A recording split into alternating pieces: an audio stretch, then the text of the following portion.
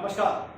Case law की अपनी series में मैं डॉक्टर अमिताभ सिंह एक बार फिर आपका हार्दिक स्वागत करता हूं। आज बात करेंगे प्रसिद्ध सिने अभिनेता संजय दत्त के मुकदमे की। संजय दत्त जिन्हें मुंबई बम धमाकों में एक्यूज के रूप में चार्ज किया गया, इन्हें कन्विक्ट किया गया।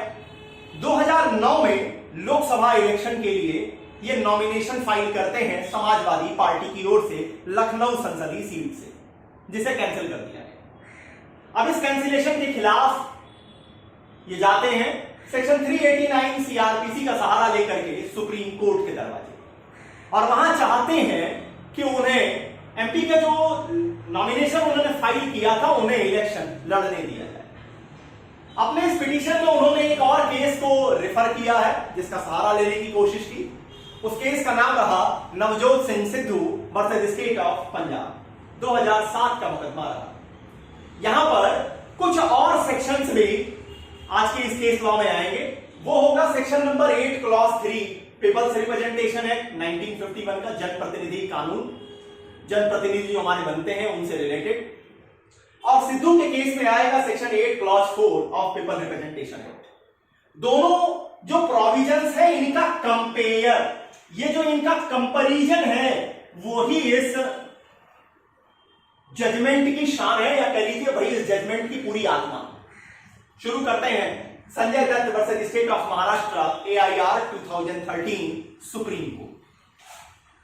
संजय दत्त जो कि बॉम्बे सीरियल ब्लास्ट केस 1993 में एक्यूज थे, इनके ऊपर TADA terrorist and destructive activities act के section 3 clause 3, section 5 and section 6 में इनके ऊपर चार्ज लगा। साथ ही इनको चार्ज दिया गया आर्म्स एक्ट के सेक्शन 3, फिर 7, 25(1)A, 25(1)B।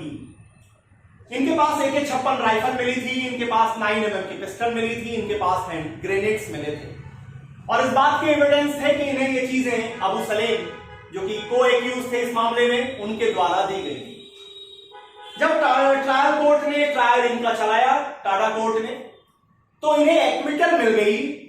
टाडा एक्ट के सेक्शन 3 क्लॉज 3, 5 और 6 में इन्हें एक्विटल मिल गई, लेकिन ये कन्विक्ट कर दिए गए, इनको दोषी पाया गया, कन्विक्शन दी गई। 6 साल की कठोर कारावास, रिगरस इंप्रिजनमेंट इनको दिया गया आर्म्स एक्ट के अंतर्गत, AK-56 राइफल रखने के लिए, 9mm की पिस्टल रखने के लिए, और इनके पास हैंड ग्रेनेड जो मिले थे उन सारी चीजों। इसके खिलाफ ये जाते हैं अपील में सुप्रीम कोर्ट, और सुप्रीम कोर्ट क्या करती है, इनको बेल ग्रांट कर देती है इस मामले में, जहां ट्रायल कोर्ट ने इन्हें 6 ईयर इंप्रिजनमेंट दिया। अपील लेते समय अपील को एक्सेप्ट किया और इनको जो इन्होंने बेल प्रोवाइड किया। 2009 का साल आता है। 2009 में लोकसभा चुनाव होते हैं।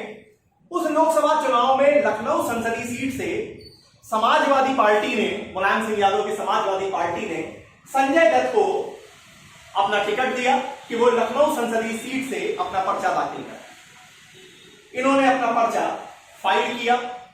इस नॉमिनेशन को कैंसिल कर दिया गया, और कैंसिल का ग्राउंड बना section 8 clause 3 of peoples representation act. कहता क्या, अब जब आखिर इस पर कैंसिल किया है तो कुछ तो ऐसा है इसमें जिसको बेस बनाया गया। क्या है वो चीज? सेक्शन 8 क्लॉज 3 का कहना है कि अगर किसी क्रिमिनल मामले में आपकी कन्विक्शन हुई है और आपको कन्विक्ट करके 2 साल या 2 साल से ज्यादा की सजा दी गई, ध्यान दीजिएगा, 2 साल से अगर कम की सजा दी गई है तो सेक्शन 8 क्लॉज 3 लागू नहीं होगा। 2 साल या 2 साल से ज्यादा की सजा दी गई है तो जितने दिन वो सेंटेंस चल रहा है, जितने दिन वो सजा चल रही है, उतने दिन आप डिस्क्वालीफाई होंगे MP MLA के रूप में अपना नॉमिनेशन फाइल करने के लिए या जनप्रतिनिधि बनने के लिए। और जिस दिन आप सजा पूरी करके बाहर आएंगे वहां से अगले 6 साल तक ये डिस्क्वालिफिकेशन आपके साथ चलेगी। ध्यान से समझिएगा सेक्शन 8 क्लॉज 3 क्या कह रहा है। जिसने संजय दत्त के उस नॉमिनेशन को कैंसिल कराया, इसका कहना है कि अगर किसी क्रिमिनल मामले में आपके खिलाफ कन्विक्शन हुई, पहली चीज। नंबर 2, उस कन्विक्शन में जो पनिशमेंट आनी चाहिए वो 2 साल या 2 साल से ज्यादा की। तो जितने दिन वो पनिशमेंट चलेगी, मान लीजिए 4 साल की सजा दी और आप सजा भोगने के लिए जेल के अंदर आ गए, तो जो 4 साल उतने दिन तक आप एमपी एमएलए नहीं हो सकते। साथ ही इसके साथ ही क्या कहा, जिस दिन आप निकल के जाते हैं, जिस दिन आपकी सजा पूरी हो गई, आप बाहर जाते हैं समाज में वापस, वहां से अगले 6 साल तक, मतलब ये डिस्क्वालिफिकेशन कितने दिन की होगी, सजा का टोटल टेन्योर, और उसके बाद छूटने के बाद अगले 6 साल तक आप डिस्क्वालीफाई रहेंगे पीपल्स रिप्रेजेंटेशन एक्ट में पीपल्स का रिप्रेजेंटेटिव बनने के लिए। यहां सजा कितनी दी गई थी, यहां सजा दी गई थी 6 साल की रिगरस इम्प्रिजनमेंट। ये बात अलग है कि अपील के दौरान इन्हें बेल ग्रांट कर दी गई थी, लेकिन इनको कन्विक्ट किया जा चुका था। अब सेक्शन 8 क्लॉज 3 के ग्राउंड पर इनका नॉमिनेशन कैंसिल किया। इन्होंने इस पूरे नॉमिनेशन कैंसिल करने को चैलेंज किया और आधार इन्होंने बनाया था सेक्शन 389 सीआरपीसी। सेक्शन 389 सीआरपीसी क्या कहती है? सेक्शन 389 सीआरपीसी का कहना है कि अगर एक कन्विक्टेड पर्सन जो है वो अपने कन्विक्शन के खिलाफ अपील फाइल कर रहा है, तो जो अपीलाट कोर्ट है वो अपने रिटन में ऑर्डर को देते हुए, इन राइटिंग अपने कारण बताते हुए, रीजन बताते हुए, वो जो सजा है उसके एग्जीक्यूशन को रोक सकती है। और अगर वो व्यक्ति जो कन्विक्टेड पर्सन है, जो अपील में गया है, वो अगर बिहाइंड द बार है, इंप्रिजनमेंट में है, तब उसे क्या कर सकती है, उसे रिलीज कर सकती है। उसे रिलीज वो करने का पावर रखते हैं 389। संजय दत्त ने अपने केस को मजबूत करने के लिए सहारा लेना चाहा था एक और मामले का। केस का नाम है Navjot Singh Sidhu versus state of Punjab. अब सुप्रीम कोर्ट के पास यहां मौका था इन दोनों केसेस के बीच में डिफरेंस दिखाने का और एक सेक्शन के 2 क्लॉजेस को कंपेयर करने का। आखिर नवजोत सिंह सिद्धू का मामला था क्या जिसे संजय दत्त ने रेफर किया? नवजोत सिंह सिद्धू पंजाब से सांसद थे। सांसद रहते हुए नवजोत सिंह सिद्धू एक रोड रेज केस में आते हैं। नवजोत सिंह सिद्धू की गाड़ी को रोका जाता है कुछ लोगों के द्वारा, हॉट टॉक होती है दोनों ओर से। सिद्धू अपना कंट्रोल लूज करते हैं और एक पंच कर देते हैं जिन्होंने इनकी गाड़ी को रोका था। इस एक पंच का यह असर हुआ कि वो व्यक्ति अस्पताल ले जाते समय मर गया। अब वहां पर ट्रायल कोर्ट ने सिद्धू को बाइज्जत बरी किया है। ट्रायल कोर्ट ने इन्हें कन्विक्शन नहीं प्रोवाइड की, इनको नहीं दोषी माना। लेकिन जब अपील फाइल की गई तो हाई कोर्ट ने इन्हें दोषी माना। अब देखिए वहां पर जो मामला, जो लॉ का टेक्निकल इशू उठा था, वो उठा था section 8 clause 4 of people representation act. 8(3) में हमने देखा कि अगर आपको कन्विक्शन दी गई है, कन्विक्शन दी जा रही है 2 साल या 2 साल से ज्यादा की, तो जितने दिन आपको सजा भोगेंगे उतने दिन, और निकलने से 6 साल तक आप डिस्क्वालीफाई रहेंगे। पर जब आप सेक्शन 8 क्लॉज 4 को देखते हैं पीपल्स रिप्रेजेंटेशन एक्ट के, तो यह कहता है कि अगर आपको कन्विक्शन दी गई है और आप सिटिंग एमपी और एमएलए हैं, तो ऐसी कन्विक्शन ये इन्फोर्स किस दिन से होगी? जिस दिन दी गई है वहां से 3 महीने बाद से, 90 डेज के बाद से ये चीज इन्फोर्स होगी। या अगर आपने अपील फाइल कर रखी है, रिवीजन फाइल किया है, तो उस अपील और रिवीजन के निपटारे के बाद ही वो सजा जो है आपके ऊपर कमिटमेंट शुरू होगी, आपके ऊपर एग्जीक्यूट होगी। अब सुप्रीम कोर्ट ने इन दोनों सेक्शंस को, दोनों क्लॉजेस को कंपेयर किया। सुप्रीम कोर्ट ने कहा कि देखिए, जहां पर सिद्धू के केस की आप बात कर रहे हैं, तो सिद्धू एक सिटिंग एमपी है। इस मामले में वो एक सिटिंग एमपी रहे।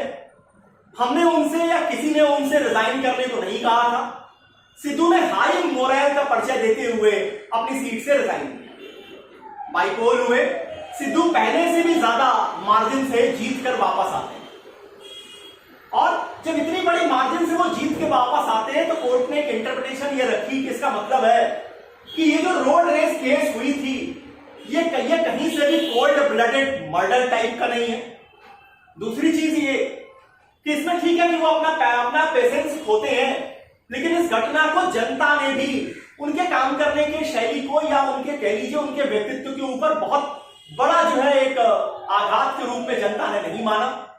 और सुप्रीम कोर्ट ने यहां सिद्धू के केस में सिद्धू को जो नीचे कन्विक्शन दी गई हाई कोर्ट के द्वारा उसको सस्पेंड कर दिया और इनको जो बाईपोल हुए उसमें चुनाव लड़ने दिया और लड़ करके इन्हें वापस एमपी के रूप में इलेक्ट किए हुए।